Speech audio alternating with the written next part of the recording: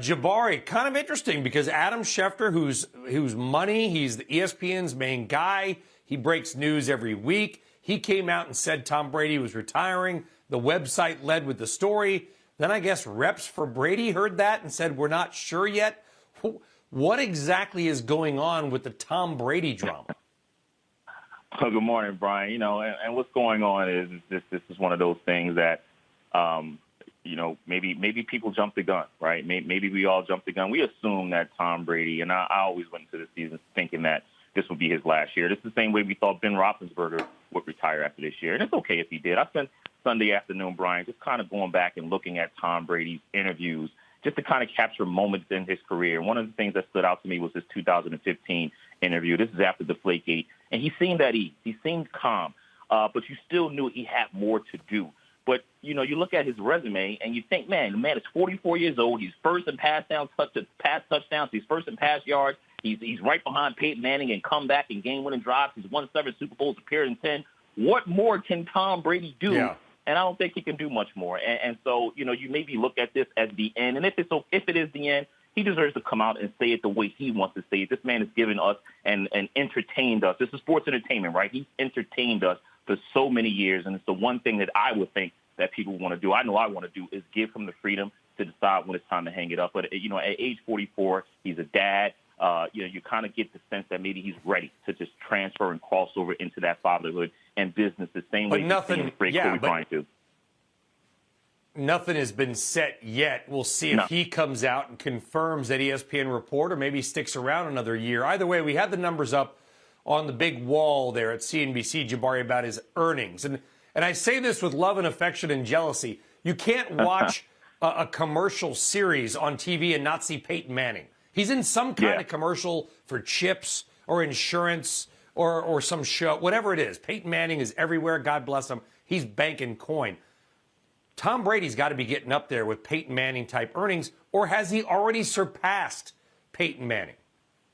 I think he's getting up there with it. I think Peyton, listen, we all know it's the sheriff. I mean, he was one of the NFL favorite quarterbacks, right? There's a narrative in the NFL that once Peyton Manning retired, ratings kind of went down a little bit because we all love to watch Peyton Manning on Sundays. But Tom Brady's right there, and he's going to be right there. One of his more interesting deals is that FTX, the crypto platform that he's invested in, him and his wife. I think that he's aligned himself for the future. But, when Tom Brady goes with a company, he meets with the CEO to kind of look and see what is going on. What do you have in mind? What is the future? So he's very, very detailed, the same that he was on the field. I think he'll be off the field, and he'll be just great in endorsements. Fanatic, which you just mentioned, I think he'll be fine. And listen, one of the things that I think people want to, reading over those articles, one of the things that may stand out is his interest in politics. Do we see Tom Brady maybe run for office one day? A U.S. senator possibly? I mean, can he gather the votes to do that? I'd vote for him, would you? Can he gather the votes? He probably is a senator right now. We just don't even know about it. He's like a stealth senator. Hey, Jabari, very quickly, people are going to moan and groan. Cincinnati, nobody cares about Cincinnati except for Joe Kernan. I think it's going to be good for ratings. I know people say it's a small market. So what? They haven't been in the Super Bowl in 40 years. It's a big deal. Listen, finally, it's some new names, new blood. I was rooting for them, Brian. I wanted the Cincinnati Bengals to win. I was getting tired of the Chiefs to win. I was rooting for by 7.5. 2 years removed from a college championship, and now he's going to the Super Bowl. I mean, what more can you root for? And then you got the L.A. Rams, the hated L.A. Rams with Stan Kroenke. I know St. Louis ain't rooting for the Rams right now. They're going to be rooting for the Bengals, and I think the Bengals, this is a great story. I mean, this is a team that, historically, we expect the Bengals to come up short, whether it's in the regular season or the playoffs. The fact that they're in the Super Bowl now, I think it's a great story. I think this is going to be a great run to a great NFL season, especially over the last few weeks and the playoff games we've seen. So go Cincinnati. And I know, listen, and by the way, listen, I grew up in L.A., okay? People don't care about football there. I'm a Chargers fan. I'm man enough to admit it. It's tough.